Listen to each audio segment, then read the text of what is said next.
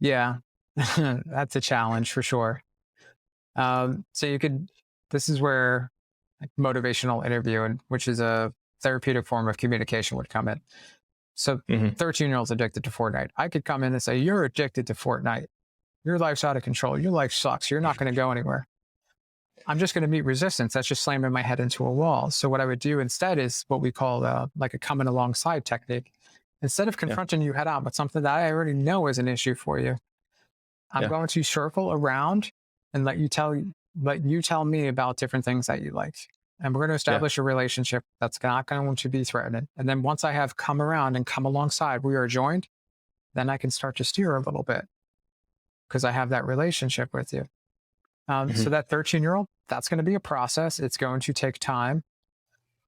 And once you've established the credibility of the relationship, then I can start to say things like, hey, like, obviously your parents think Fortnite's a problem for you. You're saying that it's Yeah. not. I'm not sure where I stand on it. But let's do this. You keep playing, but you know me.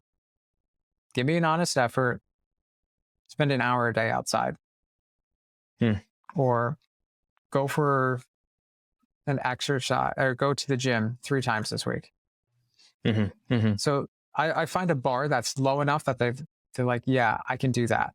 I have the relationship that they will do that. And they're going to be honest about the Hmm. fact that they've done that.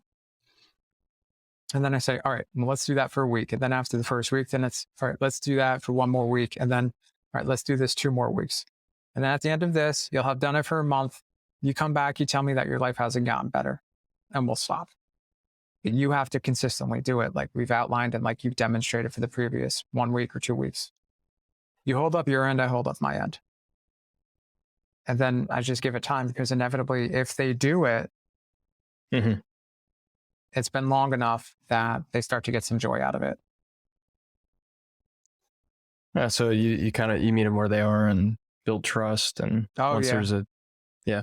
Because I got to meet them where they are. Because if not, then when we look at the research behind what we call therapeutic outcome, like what is the Yeah. biggest indicators of success, whatever we measure success by?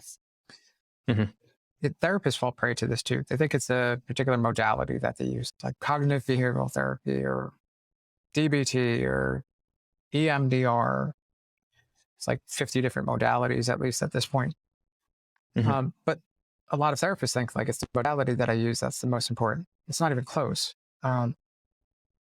40% of a client's outcome is determined by the client's belief in their ability to change and get better, as they define Hmm. change and get better. Hmm. 35% of it is the relationships that they form with the individual that they're working with, me. So 75% of it has absolutely nothing to do with modality that's used. Modality only represents roughly about 10% actually of outcome, 8 to 10%. Mm. So the key here is the first thing and the most important thing is a relationship that I create with that individual. Because that Hmm. relationship is the bridge that I will then send across a bunch of tools, techniques, reinforcement, support, understanding, empathy.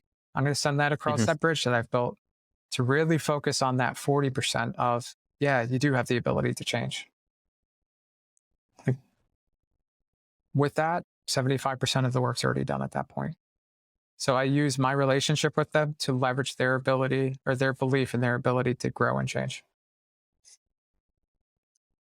Yeah. And that's a necessary precondition for like some of the more like, tool based or Absolutely. more kind of routinized stuff.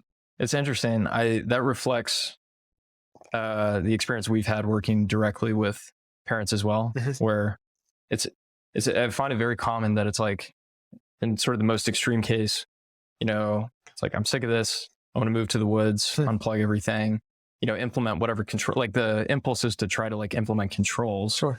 which is really more in that kind of last bucket where the time and attention is best spent on those two others, at least to establish the solid foundation. Absolutely. And my word of caution to the parents that want to disconnect everything and move to the woods, which I understand, does it actually address the problem? Mm. right? Because we're looking at this through the lens of like, oh, social media or video games is the problem.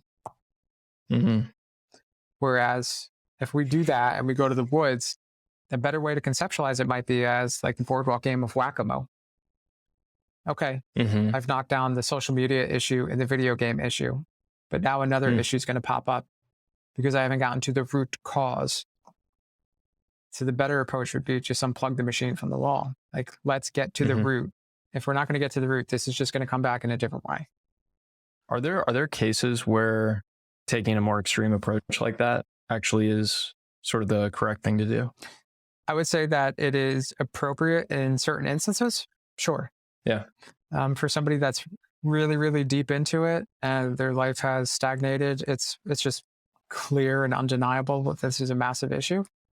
They're probably suffering from dopamine fatigue at that point as well. We're most likely going to be better off putting them in a spot where they could have some degree of a digital detox in a structured, controlled environment, and doing that on their own in the environment.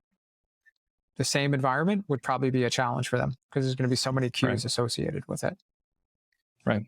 So yeah, definitely in different cases, it would be something that we would say would be appropriate. Just depends on what the circumstances are. Right. And with the caveat, based on your previous comment, that it's not sufficient. Maybe necessary, but it's not sufficient even in that case. No, because I mean, if that was the case, then they would have to stay in the woods forever. So let's go to something that is much more readily understood at this point, which would be alcoholism, for instance. We could send somebody to detox or rehab. We certainly send a lot of people to detox and rehab. But at some point, they have to come out of detox or rehab.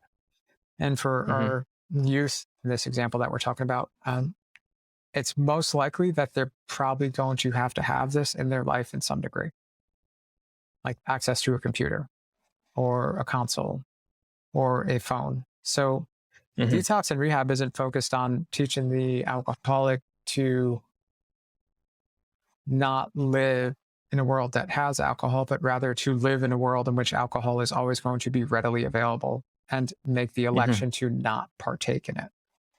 So, and that takes a lot of time and attention to get to those root causes. It does. And it's easier, or you can expedite it by going more intensely, but you can only go at such a clip before too much is too much. So even if it was a solution, it's only a solution as long as that person continues to reside in the woods. And it still doesn't address the root.